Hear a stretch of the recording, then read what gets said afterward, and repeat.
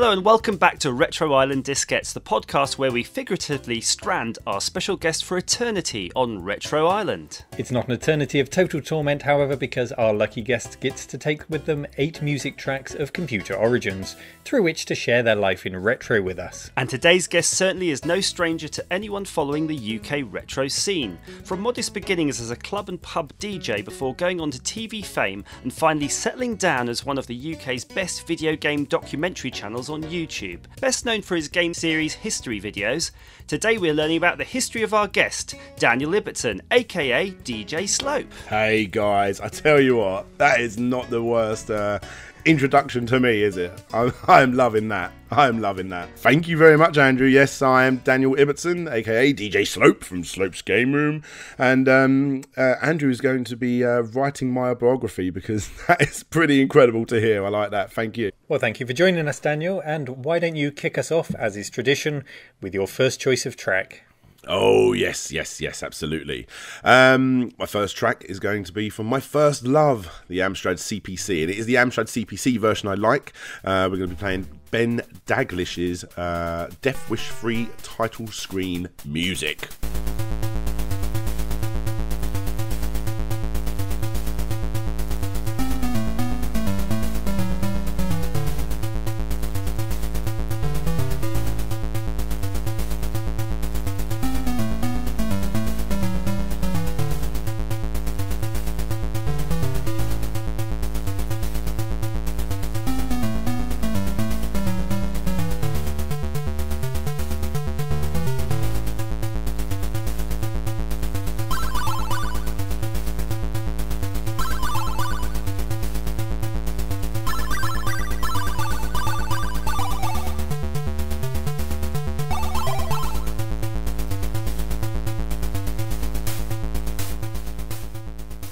Well, that was a cracking tune from Ben Daglish, a man of many a computer composition, and probably most well remembered for his work on The Last Ninja. Mm-hmm. This is going way back to the late 80s, so a young Daniel, was he all about the video games or was he about the music? Well, I was definitely into both. I remember, as early as I can remember, basically, you know, gaming, being on that Amstrad CPC, but then also, my first tape was...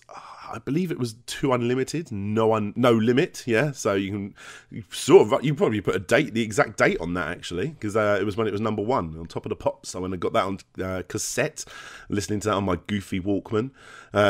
My second one was Sesame's Treat by Smart Ease. If anyone out there knows what that is. Oh, that's awesome. Yeah.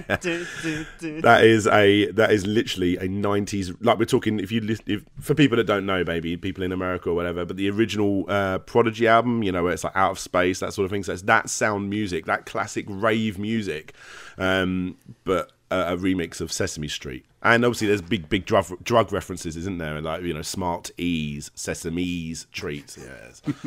Yes, but it was all very into that in the UK. With Ease are good. Yeah, we had the Shaman, didn't we? Yeah.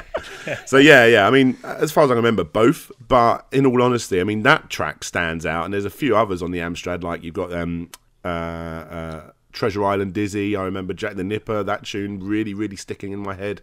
But in all honesty, I didn't really put music and gaming together until the Megadrive came along, which obviously we'll get to in a moment. But yeah, I would say I was very, very 50-50 with my music and my gaming at that point. Yeah, the Amstrad, it's interesting. The Amstrad isn't really remembered for its music, is it? It had the same AY chip as the later Spectrums, but history, you know, being written by the victors as it is, chiptune now, or the term chiptune tends to be associated with the SID chip, doesn't it, and the Commodore 64. Exactly. And wasn't it the Commodore 64 version of Death Wish 3 that's the one that everyone remembers? But for me, obviously, I had an Amstrad, and the Amstrad version of that Death Wish 3 title screen music is just so much cleaner. And for so long, when you asked me to come on, I was like, I'm going to put that other version in. Or I can't do it. It's got to go to the Amstrad. Like, I love that sound. There's something nostalgic about it. Well, obviously, there's something nostalgic about it. That's what I heard for years and years on end. So, and also with that track, if anyone doesn't know, there's a DJ called High Contrast that's done a remix of that song. I didn't put two and two together for a really long time. Sure enough, you can guess who it was I was speaking to. And here, Larry, check this out. And he's like, that's a remix of that Ben Daglish tune. I'm like, what? How does he know this? He knows everything about gaming. But we'll put a link to that in the show notes for sure, because I had a look at it when you sent me the link. And it's not just a great tune, it's a great music video that goes with it as well. You have to sort of take them in together, I think, for the best experience. It's incredible. It's so good. Mixing like Sonic bits from Megadrive. There's a little bit of Mario in there, but then it goes all the way back to like proper ZX Spectrum and Amstrad coding screens. It's really, really, really good. Like an incredible music video. And also, I because I got so into it, I looked up who made it, because it says the name of the guy who made it at the end. I didn't know who it was. So I typed him in, and it is High Contrast. That's his real name. So the guy who actually made the song made the video. So Daniel, clearly music's inspirational to you, but was your home a place where everyone shared your passion, or was it something you enjoyed yourself? No. Music is a big time household thing for me, especially me and my mum. My mum had one of the greatest music, and does have one of the greatest music tastes ever, in my opinion. I mean, she brought me up on house music and garage music, and a little bit of electro and techno, a lot of hip hop. Like I was listening to things like Stetsasonic and Wee Papa Girl rappers. Obviously, the obvious stuff like Rapper's Delight as well. Grandmaster Flash, who's probably one of my favourite DJs. So all of that sort of stuff, but then mixing it in with a little bit of disco and Motown as well. So I mean, together it was a beautiful, beautiful, and she's got one of the greatest record collections in the world, and that's what I grew up listening to. So obviously hip hop and electronic music, it was always being played in my house. Sounds great. I'm actually jealous hearing all that. My dad had 2 CDs growing up. One was Queen and the other was Enya. And that was it. Okay. Well, I think every single person in the world has a Queen greatest hits, don't they? I think I bought a car once and there was a Queen greatest hits tape in the cassette. I was like, obviously, it comes with the car, you know. It's one of those funny things, though, I find. It's like I go back through my dad's old record collection, of vinyls, and it's all this really cool stuff. Mm-hmm. But when we had CD players, when we were that era in our house, it was all like classical music. Sure. So it's like your parents' tastes change as much as yours do. Oh, absolutely. My mum was a huge inspiration for me on those. I mean, obviously, she's an inspiration technically gaming, not intentionally, but, you know, she buys me an Amstrad. That's what I fell in love with, you know, and I didn't really have any other option, you know. And yeah, the music she played, yeah. Where was all this happening, Daniel? Where in the world did you grow up? In Kent, in a little town called Cranbrook, about 2 hours from London, for anyone who wants to know roughly where that is, yeah. 2 hours from London to the very bottom right-hand corner of the England island. We forget we're in Ireland. We're so small compared to every other bigger island, you know. And when you were a kid, Daniel, growing up, did you have any idea of what you wanted to be when you grew up? I don't remember when I was very, very young, but I remember I was very into gaming magazines. I used to get the official Sega magazine all the time, and obviously Games Master eventually. I got the odd Bad Influence as well. There was only a couple of those anyway. But so for the longest time, I wanted to actually be like a gaming journalist. That went away when I became a DJ, and I wanted to be a DJ.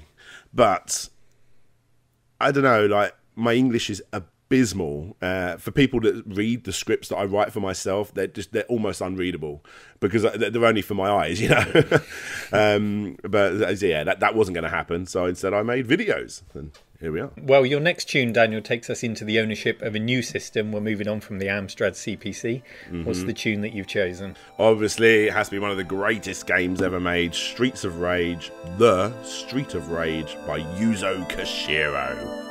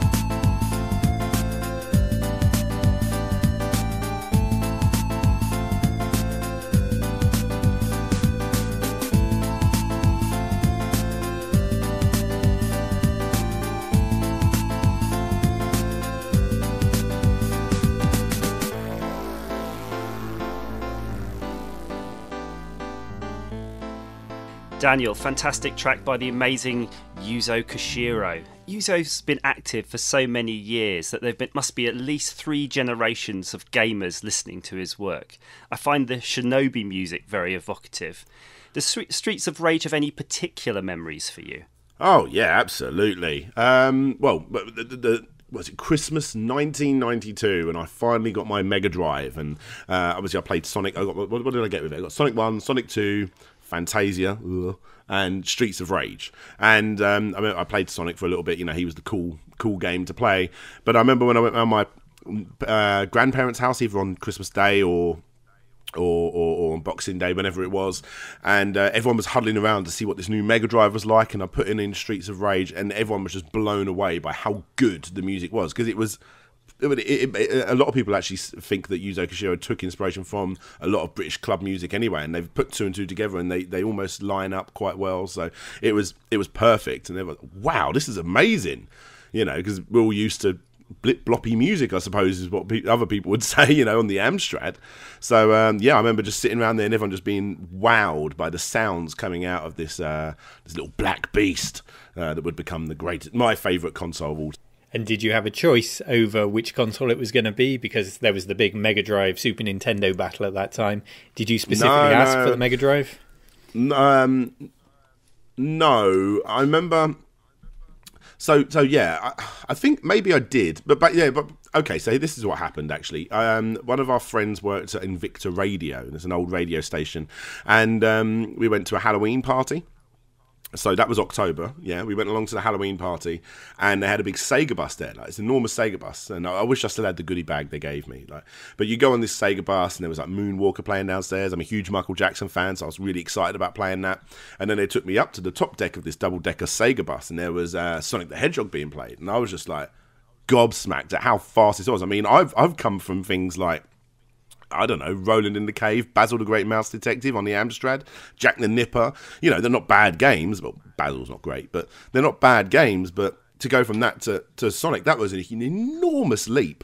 You know, like, that was huge. And I had played Mario, but it always felt a bit slow compared to this cool new blue hedgehog character. So I think I hinted at it a little bit. And then our little record shop, who sometimes sold electronics, had Mega Drives in the window, and I remember being gawping at that. So maybe my mum put that 2 and 2 together and got me one, you know. I don't remember specifically asking for it, but yeah. Very lucky child. So when the Mega Drive came out, I think that was really the first 16-bit console that people managed to get in their hands. And on the subject of the sort of music fidelity, even though arcade games had, if you listen to them in emulation now, you get to really hear some amazing tunes, but I don't think you ever got to really appreciate them in the context of a loud, noisy arcade. No, well, definitely not. Yeah, because it'd just all be mixed together. It's like when you go to one of those pop-up fun fairs, and you're standing right in the middle of Rhythm is a Dancer, and I don't know, I got the key, I got the secret over this side, and it just sounds like a mess of noise, doesn't it? You know, you're more listening, I suppose in an arcade, you're more listening to the sound effects. It's like being in between two Dance Revolution machines. You're never going to hear anything on your little your cabinet, whatever you're playing.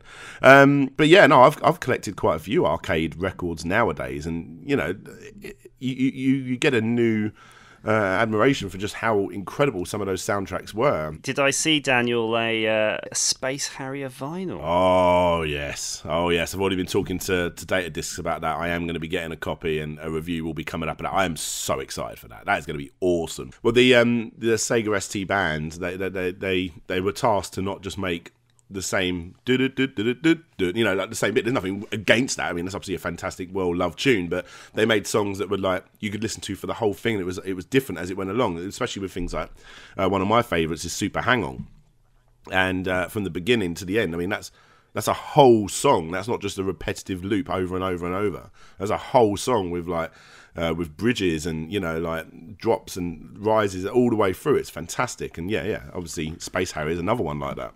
Yeah, and you can't talk about Sega arcade game music without talking about Outrun, surely. And this is going back all the way to 1986. So they were doing, Sega especially, were doing incredible things. And like you say, it'd be very difficult to hear it unless you were in the sitting Outrun cabinet with those speakers wrapped around your head, so you could really hear it. And that's an experience even today. Yeah, absolutely. And they done, like I said, done it Super Hang-On, then they've done it with Outrun. There's probably others as well that I'm not thinking of, but you actually choose the tune, and you just pick whatever one, you don't really care. But you don't think about it then, but then when you finally hear that tune again nowadays, you're like, oh wow, that was such an important part. Like, that was so good. Yeah, absolutely. Going back to a young Daniel then, or a slightly older Daniel now, with his Streets of Rage cartridge loaded up. Oh, yes. Who was your go-to mate for Player 2 then on Streets of Rage? I remember I played it with my dad quite a lot, and we only had one Megadrive controller. The other controller we had was a joystick that I used for the Amstrad, but obviously my joystick only had 2 buttons. So basically, the way we played it, I obviously got lumbered with Player 2 one, which I didn't mind because the Player 2 special was better than the Player 1. If you remember, it was like a splatter with Player 2, and number 1 was like a circle. Anyway, so what you would have to do is go really far into the level with a joystick without hitting anybody. You could jump without hitting anybody, and then finally, when you couldn't go any further, then you'd hit, because then you'd shoot over your special, because basically with only being 2 buttons, A and B. Was it A and B? Yeah, A and B were both the same button, because then, now I can finally beat up. So I had to do that for every level. So I learned how to play Streets of Rage without beating anyone up for a really long time. Maybe I'll stream that again. That sounds quite good. Like one of these guys who goes off and he's being trained by some mystical ninja. Yeah. He's not allowed to do something. But he learns to respect the skills first. Wax on, wax off. I remember playing with my dad quite a lot. I went to a school with only like 70 kids, so I didn't have many of the kids come back. But when I did, I remember 3 or 4 kids off the top of my head that would always come back, and we would always play Streets of Rage. It was a fantastic, and it's a fantastic 2-player game. I fancy playing some now, actually. Yeah, me too. Yeah. I was going to say, or the other second player that you could choose is yourself. You're right at the end of your tether, you're right at the end of your life, and you quickly start on Player 2, let that one die, and then you carry on with the game. But then you got to deal with 2 bosses. The old second player start sheet. Yeah.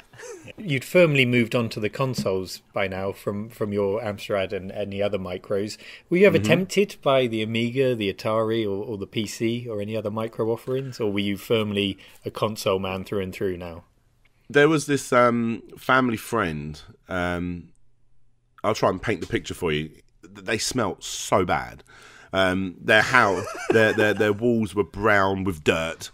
They're the people that when Christmas comes around, their Christmas tree you could almost hold in the palm of your hand. Really grummy, no money, smelly, dirty people. But he had an amazing Amstrad collection, so I would always go around there with my tapes and back up his games. And from once in the blue moon, he'd back up one of mine. But in the day, I was a kid, and this guy was an adult.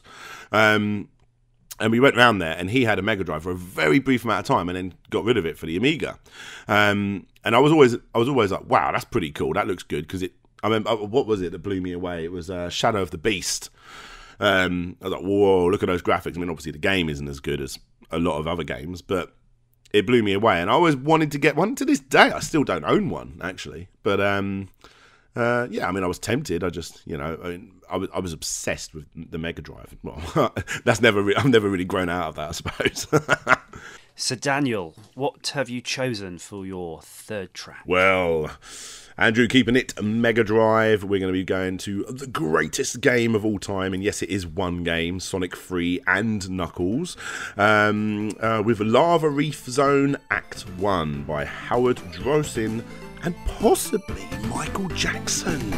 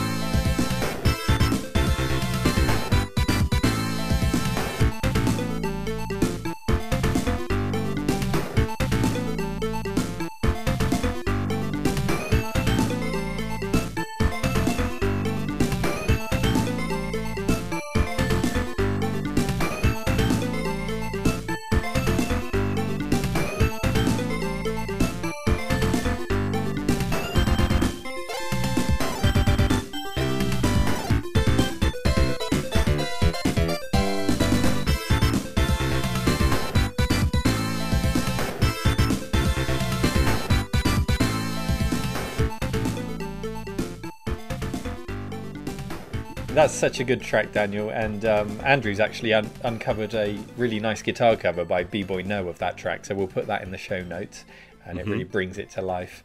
Now, there were rumours, in fact, you mentioned earlier, that Michael Jackson may have been involved in the music for this game.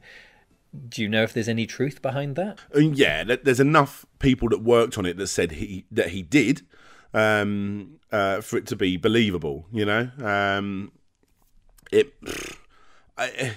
I fully believe that Michael Jackson was involved. Absolutely, I do. And the thing is, I'm a weirdly obsessive Michael Jackson fan. Like, I'm hugely a huge Michael Jackson fan. I saw him live when I was 11 in concert. I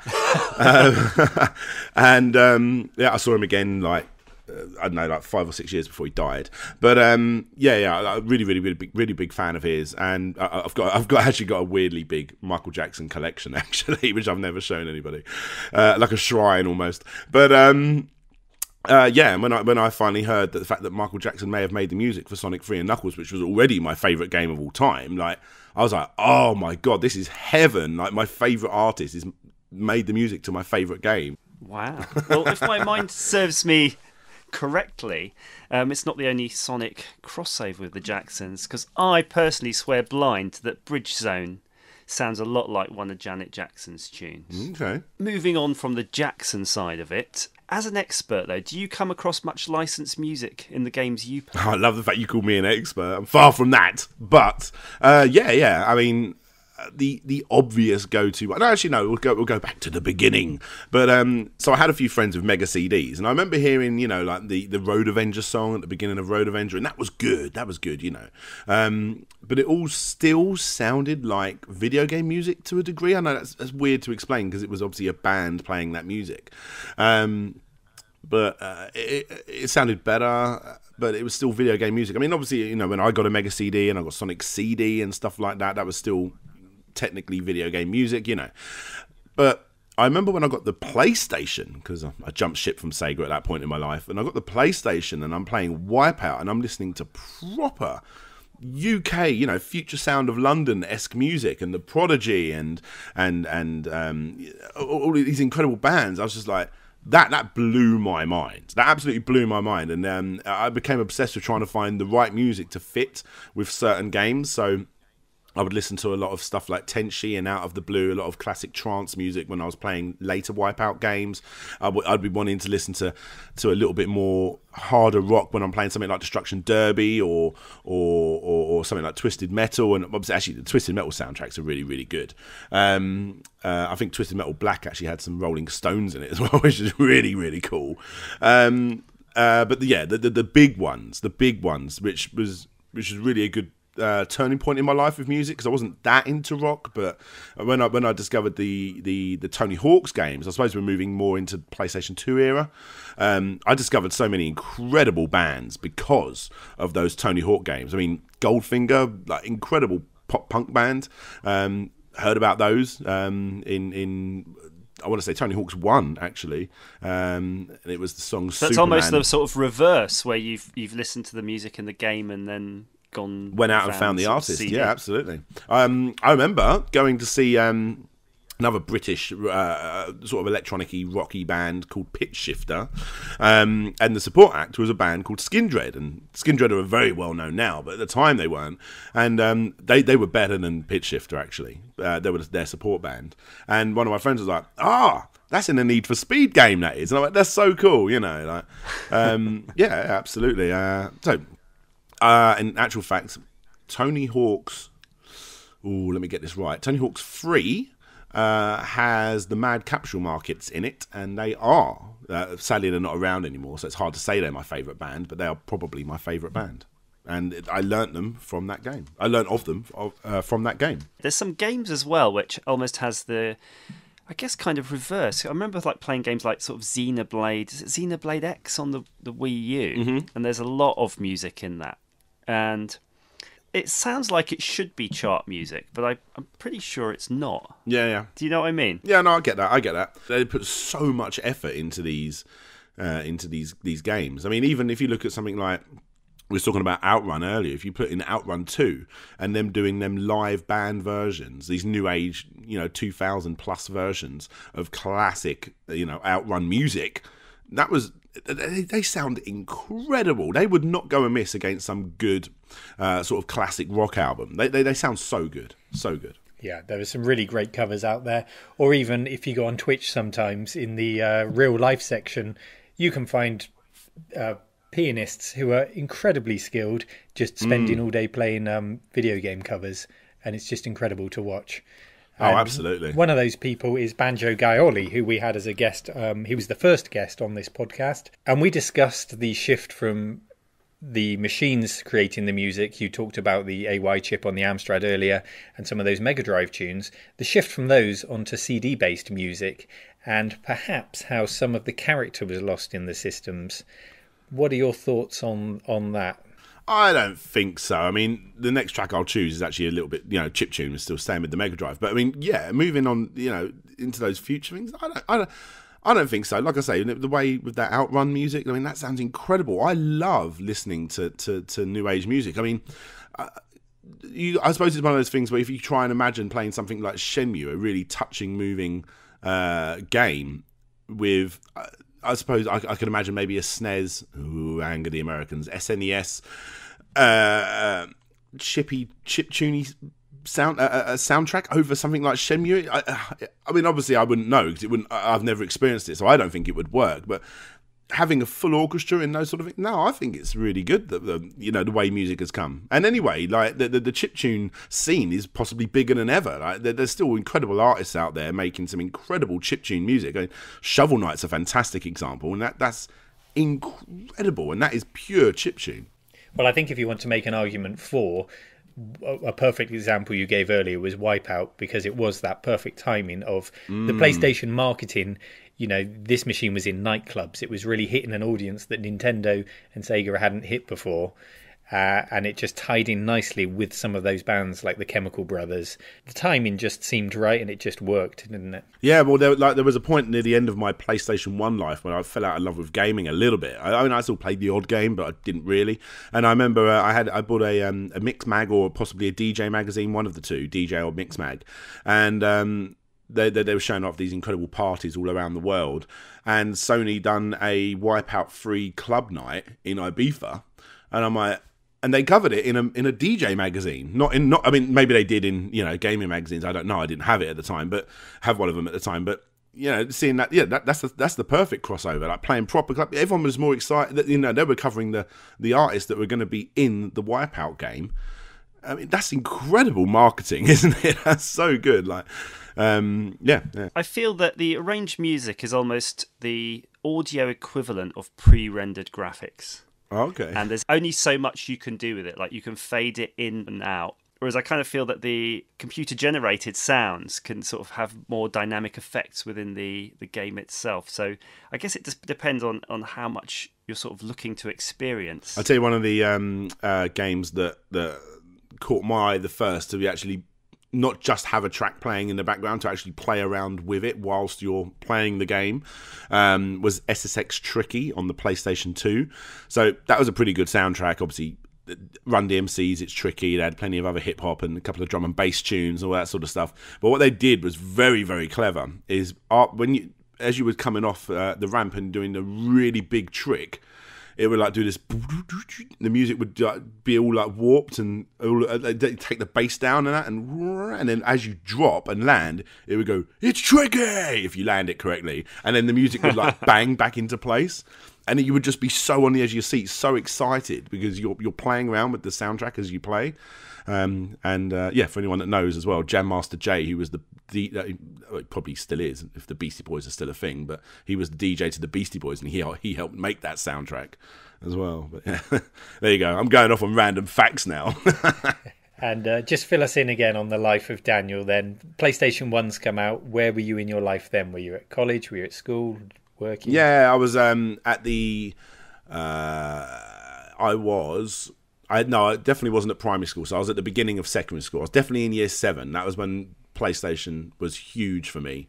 And year 8, I remember I went through this weird phase of, I was very skinny. Like, you wouldn't think it now if you looked at me, but I was very skinny. And what I used to do when my mum gave me my £2 dinner money, I wouldn't buy any dinner. I would go down to the library and laminate PlayStation pullouts to stick all over my wall.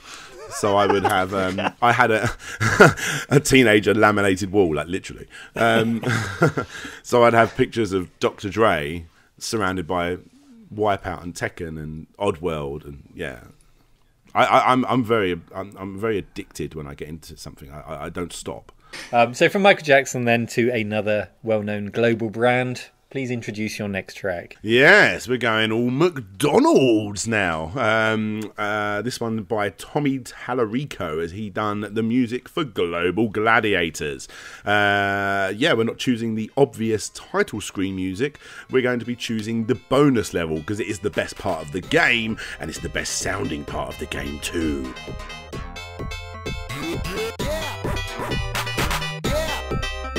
Are you ready? Yeah, yeah, yeah, yeah. Are you ready? Yeah.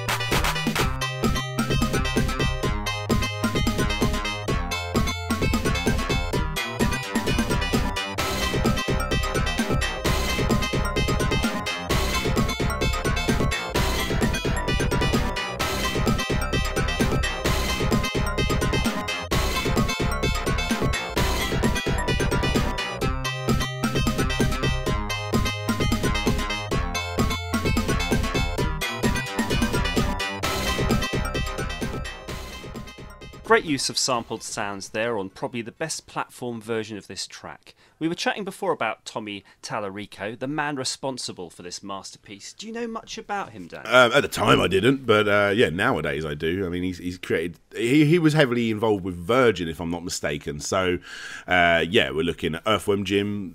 Incredible game, incredible soundtrack. Very eclectic soundtrack. It almost sounds like the video game equivalent to, I suppose, like the Crank movie soundtrack or something. You know, it's very all over the place. But brilliant tracks on that. Very similar to the one we just listened to is it the bonus stage? But some of the stages in Cool Spot, which he also did.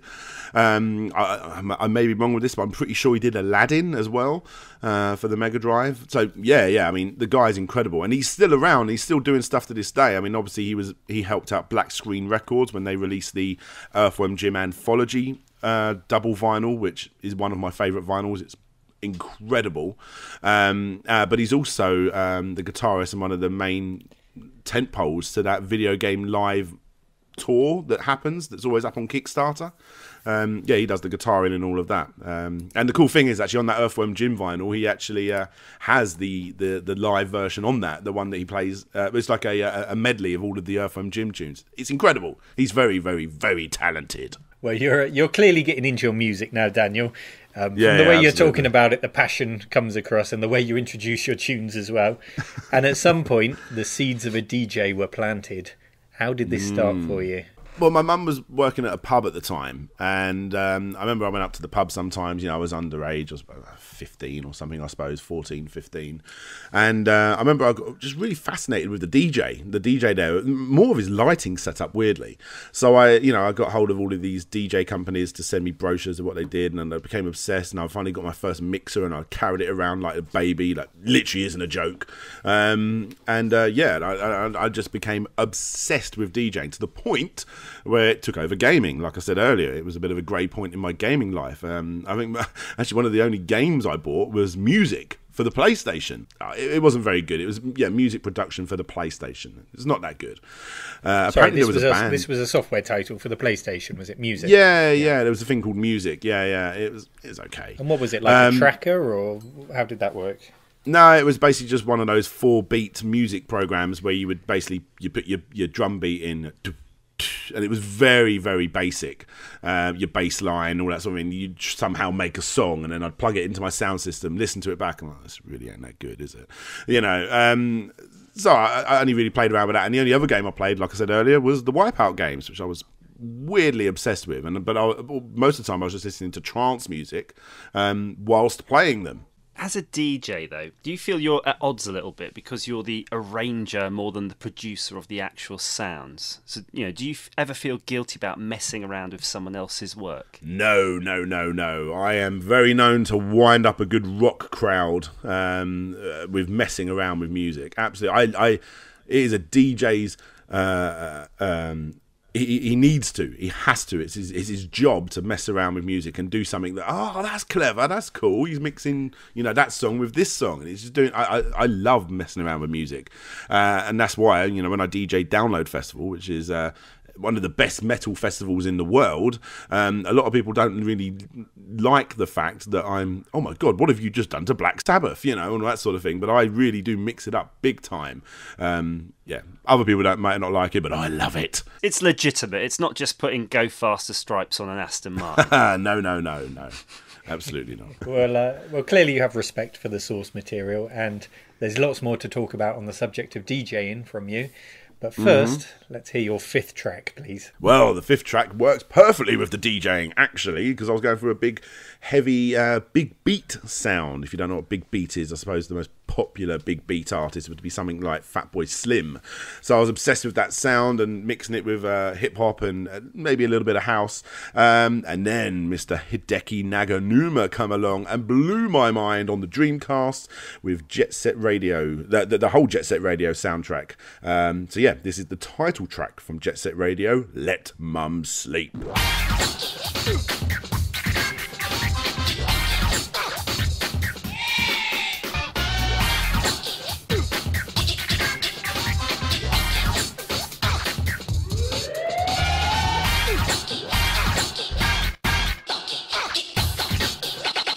Let's look at the funk. Could you stop playing with that radio of yours? I'm trying to get to sleep. Could you stop playing with that radio of yours? I'm trying to get to sleep. Could you stop? Could you stop? I'm trying to get to. I'm trying to get to.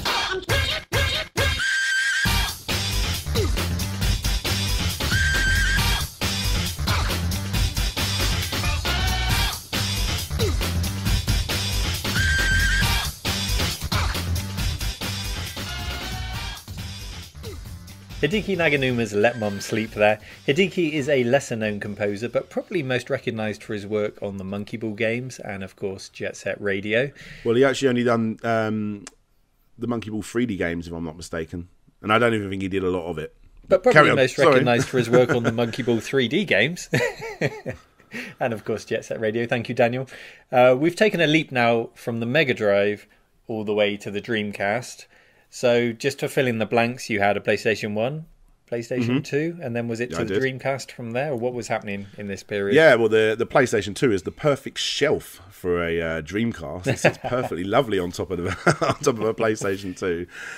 Yeah, absolutely. I remember basically...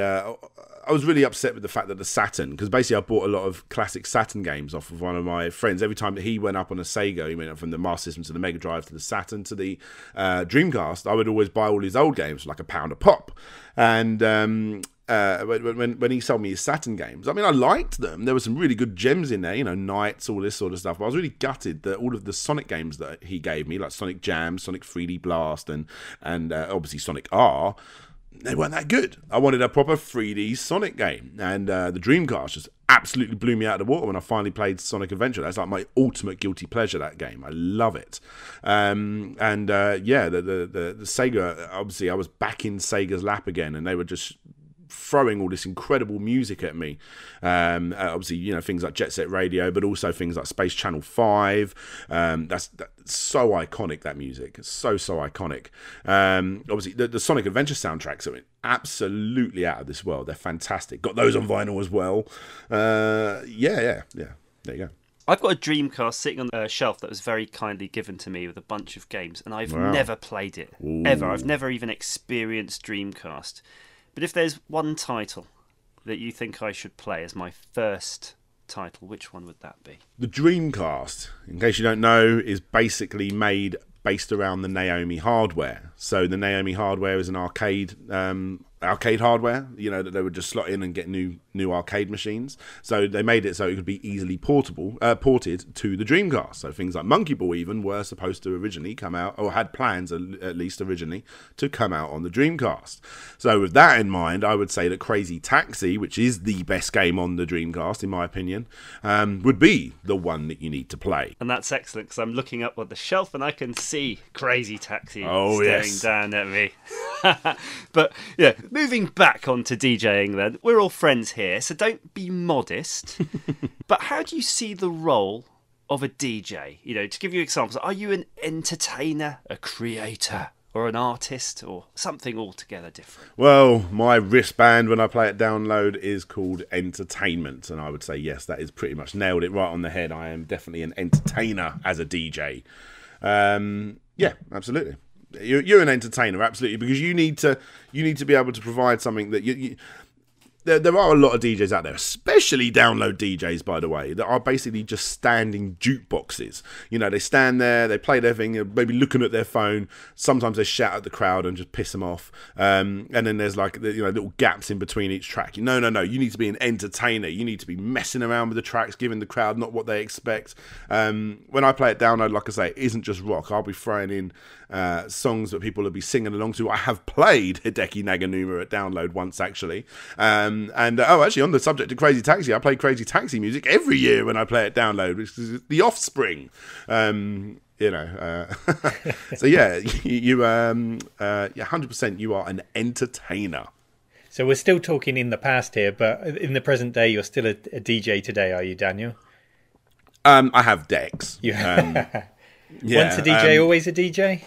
Oh yeah, I will always DJ, absolutely. Someone recently got hold of me and said, "I love your videos. Are you still a DJ?" I was like, yeah. And he's given me free access to download all this music on his website. He owns some DJ website, so that's really cool. You know, yeah. So I'm very much still a DJ. I listen to music daily. Yeah. Daniel, one of my favourite games on the Nintendo GameCube was Donkey Konga. I don't know if you remember. Yeah, I've got a couple of bongos. A couple of bongos. And over the years, there's been a lot of music peripherals. Yes, absolutely. Everyone had SingStar and then instantly regretted that. But, I mean, I suppose if I go back to the PlayStation 1, I was always fascinated because I was always looking up arcades. When I first got hold of the internet, I was always looking up arcade, these Beatmania machines, which is the Beatmania machines. Or that's what Beatmania sort of stands for, whatever. So basically, yeah, Beatmania, I was able to find a Beatmania controller, and I became a little bit obsessed with that. So if you don't know, Beatmania is this little, I suppose, square controller that would have a circle that looked like a turntable on one side and some keyboard keys on the other side, and you would basically just have to tap them as they went down the screen to the beat. I got quite good at that. Not amazing, not that good, but where I really shined was when Beatmania brought out the Dance Dance Revolution arcade machines. I am shockingly good on Dance Dance Revolution. Honestly, sounds like something to see at an expo. Oh yes, I think to myself that I'm still as good as I used to be. I'm not. I sweat quickly now compared to what I used to. But so much so to the point where basically before I drove, me and my lucky girlfriend at the time, probably the reason we're not together anymore, I would take her to the bowling alley in Maidstone near where I lived, pay the £1 entrance fee. She'd have to pay for herself, of course, and we wouldn't go bowling. She would just watch me on dance mats all night. And I remember, so back in the day before I was called Slope, DJ Slope, I was called DJ Spike. So I would dance on this dance mat and I'd do the same 3 or 4 songs and I'd get on the leaderboard. I'd always be number 1 on the leaderboard, but it'd only be 4 characters, so I was known as Spick. Yeah, I'd do my thing, you know, I'd go away, come back a couple of days later and hang on a minute, there's a guy called Dave. Dave had beaten me. Oh, I'm not having this. So I'd put in some money, probably 10, 20 quid's worth of money in there, and I'd beat his score. Come back, he'd beaten my score, and then I'd go back and beat his, and it'd be back and forth. But we never saw each other. We just always, and I would be there sometimes every night, and oh my God, he's here. Like, so he must have come in the daytime. I don't know. But So yeah, basically, one day I turned up with my posse of 3 or 4 people that like to watch me on a dance mat. I don't know why.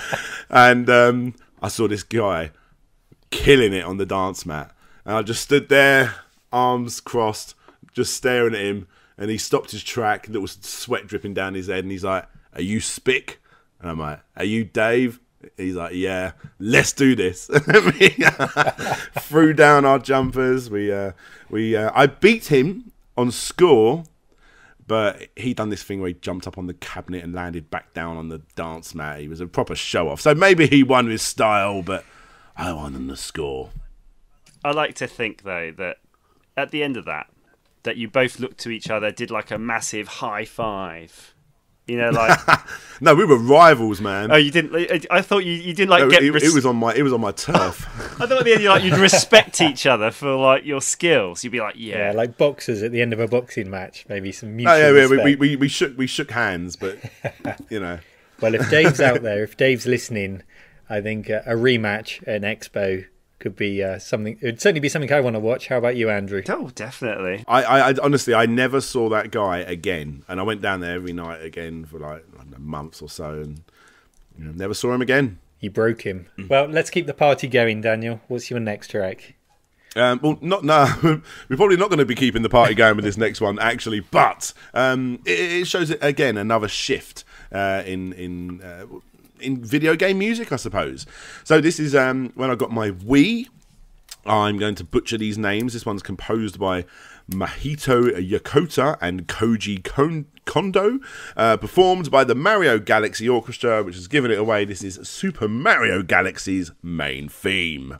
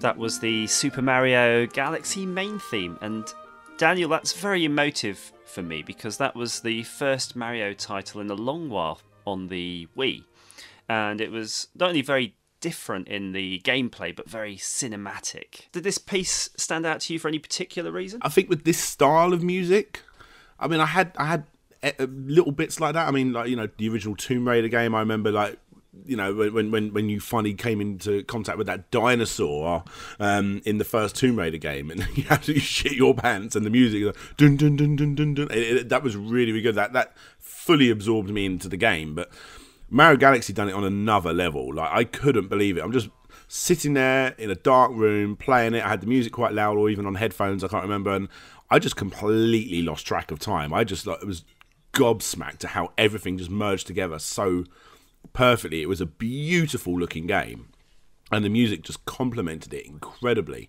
I am so gutted that they've never released that on vinyl, because I would buy that in a heartbeat. Incredible soundtrack, and all the way through, and even to the point where, because obviously Nintendo love reusing their music any time that they do a sort of what I call a compilation game. So something like a Mario Kart where you've got all the characters together, or Super Smash Brothers where they've got the characters together, you'll hear snippets of Super Mario Galaxy, and I just get goosebumps when I'm like beating the crap out of Sonic the Hedgehog or whatever, listening to that music coming back in. It's so good. It's incredible. It's like when you haven't seen RoboCop or some classic movie for so long, and when you hear it again so many years later, it's like, it's that incredible movie score, Indiana Jones or Star Wars. There was, I think recently on Netflix, there was a Lost in Space reboot, and just before we started watching that, they obviously released a couple of trailers, and there's a bit where you're watching the trailer and you're just like glued to it going, oh my god, what is this? Because it just, to me, it looked this awesome. I love all sorts of sci-fi. But at the end of the trailer, it does the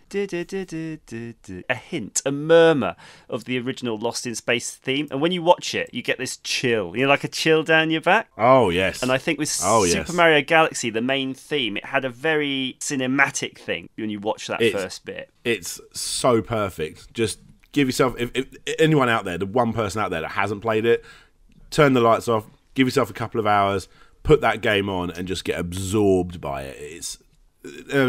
Technically Mario Galaxy 2 is probably better, and even, the one on the Wii U is probably controls better. It's still a fully solid game, but just everything together, it's perfect. It's really, really good. Did you have it on the N64, the first 3D Mario when it came out? Because I was very much a PC gamer in the 90s, but I did get an N64, and I did get it just for Mario 64. And it probably wasn't to the same degree because the N64 wasn't capable of putting out an orchestral soundtrack, but I did get fully engrossed in Super Mario 64 in the way you describe. Were you an N64 gamer? No, I think the N64 is the most overrated console ever made. I generally do. I say I can't stand it. Just as for me, right? So for me, as a retro gamer, collector, whatever it may be, there's no I sold my N64. I literally don't own one, and for me, there's not really any point to go back to it. There are now. I've realised, that the treasure games are incredible, but what Nintendo love to do is they love to recycle. So why would I go back and play Mario 64 when I could play Mario 64 3DS? Oh no, DS, whatever the stupid name they called it. With its advanced graphics and extra characters. So I'm not going to play that original one anymore. Why would I go back and play Ocarina of Time when I could play the 3DS version, which is better graphics and souped up? And they do that so much so. I don't like GoldenEye anyway. So there's, again, the Mario Kart games, they don't do that, but then the later Mario Kart games are always better. So I would play Mario Kart 8 in a heartbeat over Mario Kart 64. And I know I'm probably winding up a million people by saying this, but I just got no attachment to the N64 in any way, shape, or form. Sadly. Almost like you had to have experienced it at the time, because as an absolutely. adult going take back, away from someone like that. Exactly. And when I say to people, and I bring this argument up, they're like, yeah, but Mario Party 2 is great. I mean, yeah, but it ain't as good as Mario Party 8. Which is obviously so much better. They've advanced it so much more by that point. And it's just like that. And it's the same argument with Super Smash Brothers is good. What with those 6 characters? I'd rather play Mario, Super Smash Brothers on the Wii U, or even the GameCube version where there's like 100 characters and they've really refined it. For me, there's not a lot of reason to go back. But while we're on the sort of subject, Super Mario Odyssey on the Switch, I thought was totally stonking. Yeah, incredible. It's so good, isn't it? And that's another game that Nintendo know what they're doing with it, maybe besides Sunshine. But Sunshine's pretty good. But they know what they're doing with their music putting in with Mario games, because they actually promoted originally Mario Odyssey, didn't they, with a music video? Do you remember that on YouTube? Like a sort of a dancing Metal Mario or something, wasn't it? Yeah, the dancing Mario dancing around the street with all those people dressed up in like their suits, and it's an incredible song. That's a really good song, and the way they brought that in after you'd done New Donk City, and they opened it up, and it was like you're playing classic Donkey Kong, like a weird extended version of classic Donkey Kong, and you was making your way up to the roof party, and they're playing that music while you're doing it. Such an incredible combination of everything, together. So good. Yeah. Well, your love for games like Super Mario Galaxy, it is clear for everyone to hear the passion that you have and the depth of knowledge that you have for these games. Obviously, that culminated in you making YouTube videos, as you do today. Why do you think it is that you started sharing this passion with others? And did it start with YouTube, or did it start elsewhere? Well, I was obsessed with talking to people about gaming, but most of the time it doesn't really go much further than Mario or Sonic and a couple of other bits. So I became obsessed with looking on YouTube. I discovered the Angry Video Game Nerd. He was quite funny, but then he done an episode based on oh my god, what was it? Adventure on the... No, not Adventure. Yeah, he done Adventure, and he On the told you about the 2600. Easter egg. Yeah, the Easter egg. But then he also done one, I think it was Sword Quest or something like that, where you could actually win a chalice and you could win the sword, and they had a big competition. And I found that so fascinating. That is a game I'm never going to play, but I found the whole story behind it and the way they marketed it and everything just so incredibly fascinating. So I went off and tried to find more people like that. I already knew of Guru Larry, and he was doing things like the Forgotten Thundercats game and all this sort of stuff, and I found it so interesting. And obviously Lazy Game Reviews. Lazy Game Reviews did I think it was like a 15-minute video about the calculators. That, if you write that down on a bit of paper, that is the most boring video you could ever... You would never go and see that at the cinema, but I sat there and watched it, and the time just flew. It was so interesting. And that's what I wanted to do, and I decided I was going to do that. And I'd already re-recorded my first episode 1,000,000 times because I realised that I knew things about gaming that other people hadn't talked about, or to the level that I would want them to talk about. So I tried to be a John Tronny sort of angry video game nerd character, and I was putting on my "Hey, how's it going?" Beetlejuice voice, trying to be silly and comical. And there was even a point when I was going to be animated at one point, and I created this little character, and I had him so his moustache moved, so I wouldn't have to mess around with the mouth movements. And I was going to voice him and do this silly voice, like, "Hey, that's pretty good." It was awful, and I just kept going over and over and over. And then one Saturday, I just sat down. I realised my latest episode of Retro Game had already talked about the game I was talking about, and Lazy Game Reviews did. And I was like, right, no, I can't hang around anymore. Someone's going to do it. And then I finally did it. And that's how it started. What was the topic of that first video? The story of Roland for the Amstrad CPC. I found it so fascinating that there was a mascot that Alan Sugar said, "Mate, it's that stupid comedy sketch where it's like, I want you to make me an invention. What is it? I don't know." You know, they give you the name before they've told you what it is. Yeah. So he just basically went there and said, "I want you to make me a mascot called Roland." "Oh, okay. Who is it?" "Okay, bye." You know. Yeah. And that's why we've got like 6 games that all have the same name. But based on Roland Perry, the designer of the CPC. Absolutely. And absolutely. Yeah, 6 or so games in which the character is a completely different sprite.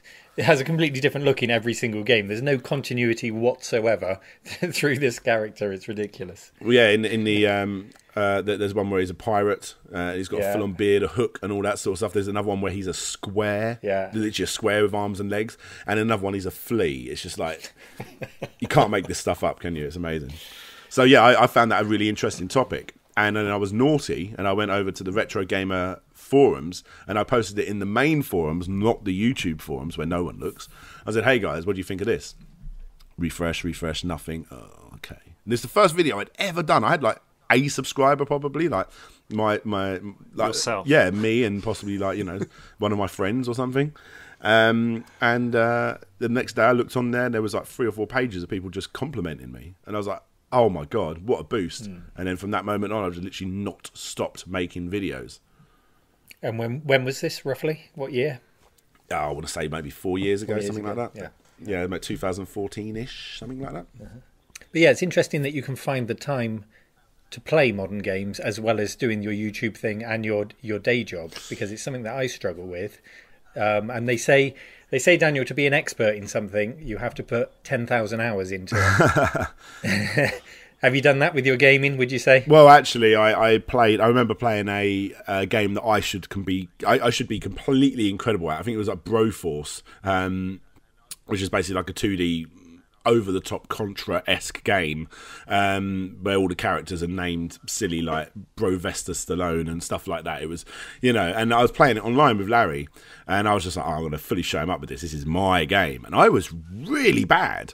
And I was just like, it's because I'm not playing as many games as I was before I became a YouTuber, which is crazy. Now, I'm a gaming YouTuber, but I don't play as much as I would like. In fact, some of my current gaming, this is why I love the Switch so much, is played on my lunch break, on my 9 to 5, as I put my Switch on the steering wheel, and I just sit there and I'm playing away at whatever the game may be, you know. And to answer the earlier question, July the 3rd, 2014, at 2:58, I put up the Story of Roland post on the Retro Gamer forum, and I got, "Thanks, great video. Yes, one of the great characters in history gaming, finally given justice." And when I was reading all stuff like that, first time I ever put a video up, it really gave me that push, you know.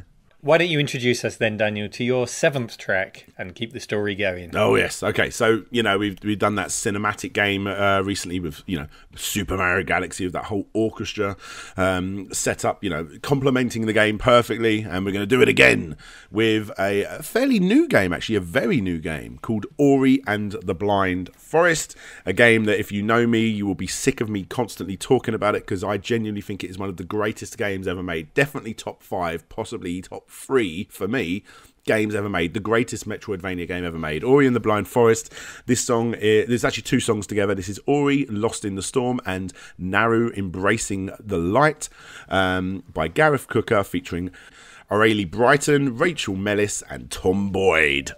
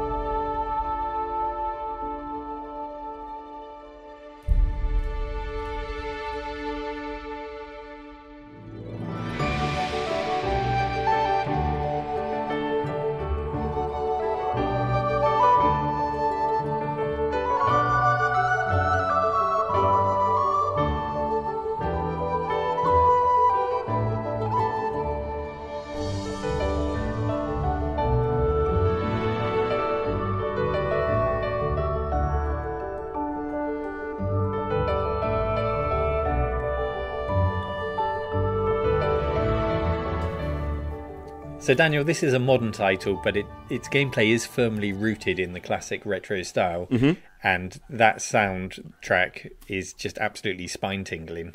I hadn't heard it, actually. This is not a game that I've played. Being a more modern game, I haven't caught up with this game yet, even though it's 4 or 5 years old, I think. But yeah, absolutely spine-tingling.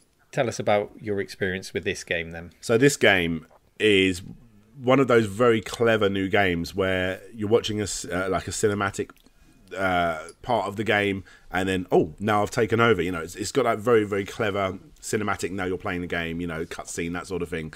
The music is beautiful. So for people that don't know it, imagine something like Fern Gully, but done to the absolute heartstring pulling storyline of something like a good Pixar movie. The game starts off and it's all lovely and happy, and the music's all going to the beat of when they help each other out, these 2 people, and then something bad happens and it all goes dark and you're on your own, and you just take over this lost poor character called Ori, and it is absolutely incredible. And without a doubt, the music plays an enormous part to the entire experience. Similar to Mario Galaxy, but it's not the fun cutesy Mario game. This is a dark game that you really feel for this character that you're playing, whatever it is. It's some weird rabbit thing. It's so good. And if you don't believe me, go on YouTube and find the first 10 minutes of the game, and you will just be absolutely engrossed. It's incredible. And so for people that don't know, it's a Metroidvania game. You learn abilities, which means you can finally go through that door and you make your way back, and you've now got a double jump, which means you can finally get up to that ledge, that sort of thing. And you learn all of these incredible abilities, and then there is one section in the game where the music just gets revved right up to a really fast orchestral piece as you make your way through a tree. And anyone that knows what I'm talking about, finally combining all of those elements that you've learned throughout the game along with listening to that music, it's absolutely, I don't think I've ever experienced it in any other game. It's so good. Wow, you're very passionate about that, Daniel. I think there's a lot of people, including myself, are going to go and have a look for that title. Check it out, man. It's so good. So do you feel like in the past, if you imagine that the sort of the middle era where everybody who sort of had Xbox 360s and PlayStation 3s, that you had these complicated controllers, and it almost felt like the game developers had to make these interfaces that demanded you learn how to use every button on that. Yeah. Do you feel now, though, that because people are busy, that we're getting almost full circle and people want quick games with quick controls? Well, we've definitely. I don't think I've ever got used to that point, where you basically have a loading screen, and loadings are getting faster now, aren't they? When you load up whatever it may be, Grand Theft Auto or whatever new game it may be, and you just, what it does, it shows you your controller about 1,000 arrows pointing to it, saying, "Oh, this button does this, this button does it," and there's no way anyone's absorbing any of that. You learn as you go along, don't you? But nowadays, as it's moved on, you still have those games. You're probably more used to them because everyone seems to have roughly taken on the same controls. Assassin's Creed games sort of going to control the same way as, I don't know, maybe a Grand Theft Auto game or whatever it may be. But then, like you say, people want more simple games. And now we're in an era where, 10 years ago, you'd be like, "Oh, I remember back in the day when it was only 2 or 3 people making a game." Well, that is the world we live in now. We still have that happen. Binding of Isaac. Look at that game. That's one of the best games out there, made by just a couple of people, if not one person, if I'm not mistaken. So that still happens, and they're pick up and quick, fun play games. And you talk about the game Ori. You certainly conveyed an aspect of emotion in the game as being fundamental to it. Yep. And there are other games like that. I think I played, going back some years, Dear Esther. I don't know if you've ever played that. I've got that on vinyl, Huge actually. emotional element to it, yeah. And if we go all the way back to the PlayStation 2, of course, they had the Emotion engine in the PlayStation. And Emotion was the big marketing thing at the time. We were going to get video games. You thought there was a sense of emotion within the game. Okay, so I've already said about Tomb Raider, but Tomb Raider, the first Tomb Raider game, was just, there'd be a lot of nothing for a very long time, and then it would just come in at certain points, which I suppose is actually very fitting for that game. You're in a cave most of it, But even though I'm not a big RPG guy and I never finished it, the Final Fantasy VII, just going around listening to the story and the really soft ambient piano pieces coming in. I'm not a fan of Final Fantasy games. I just don't have the time to play those. You say you don't have the time as a YouTuber to play games. RPGs are just out of the question. I don't have the time. But I still listen to the Final Fantasy VII soundtrack. That's a beautiful soundtrack. So maybe Final Fantasy VII. I think that's probably a good one. There's clearly a huge musical element, which is not surprising, I guess, for you with the emotion.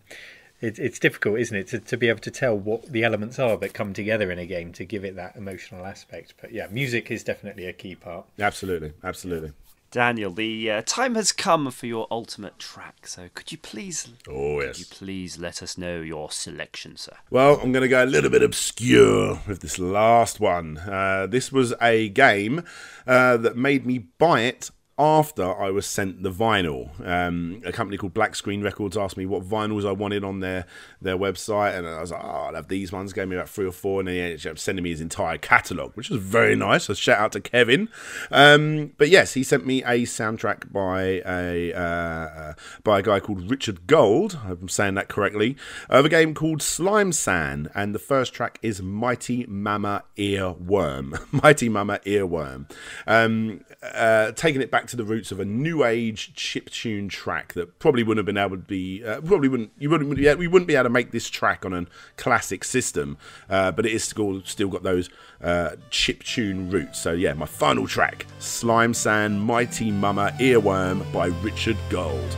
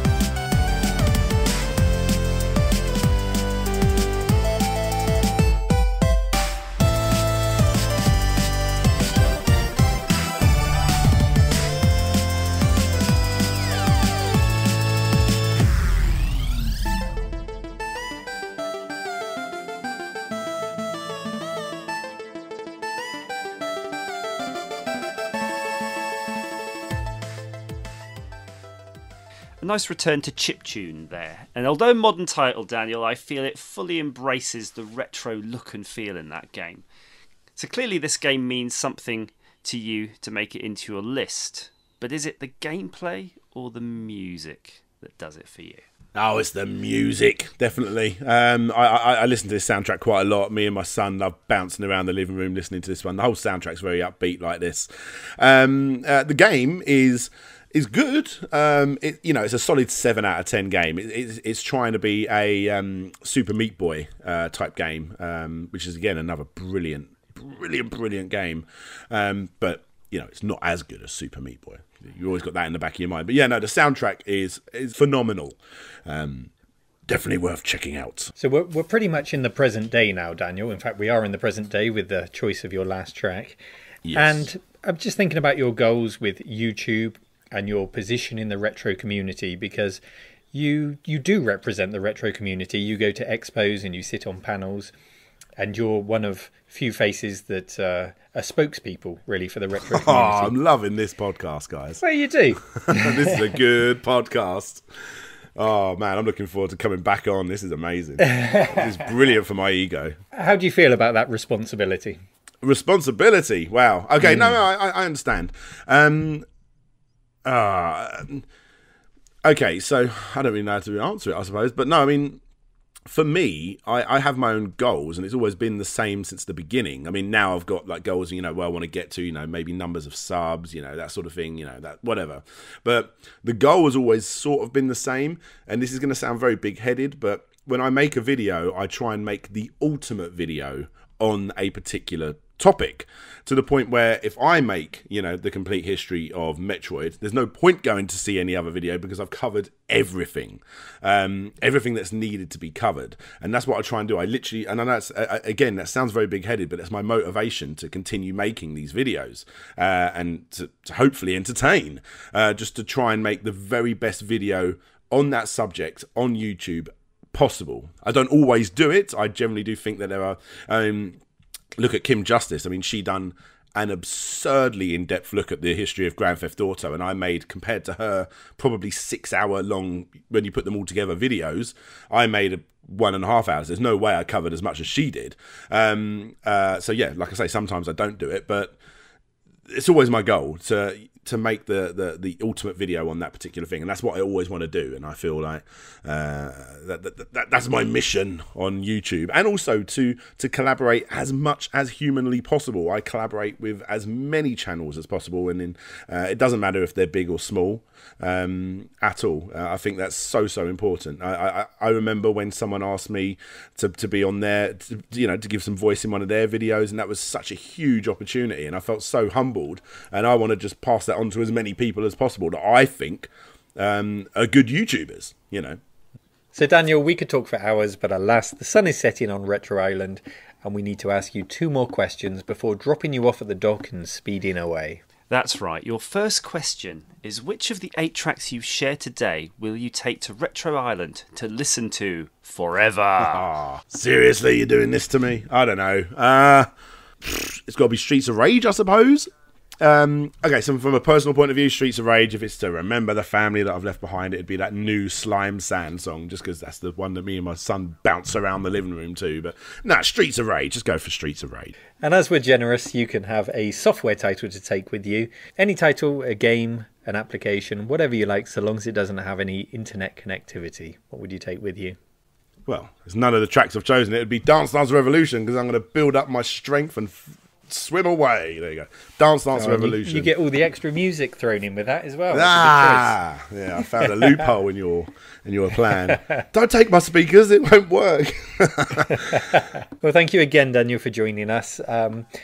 And thank you to everyone for listening to Retro Island Diskettes. Daniel, where can people find you if they want to watch your content? Go to Google, go to YouTube, go to Twitter, Facebook, Patreon, anywhere. Type in the word Slopes Game Room and I will be there. Excellent. Well, we'll be back again soon with another guest to cast away. And if you'd like to enjoy more content from Andrew and I, you can find me on YouTube on the channel RetroManCave. And you can find me on BackOfficeShow. Thank you for listening and take care.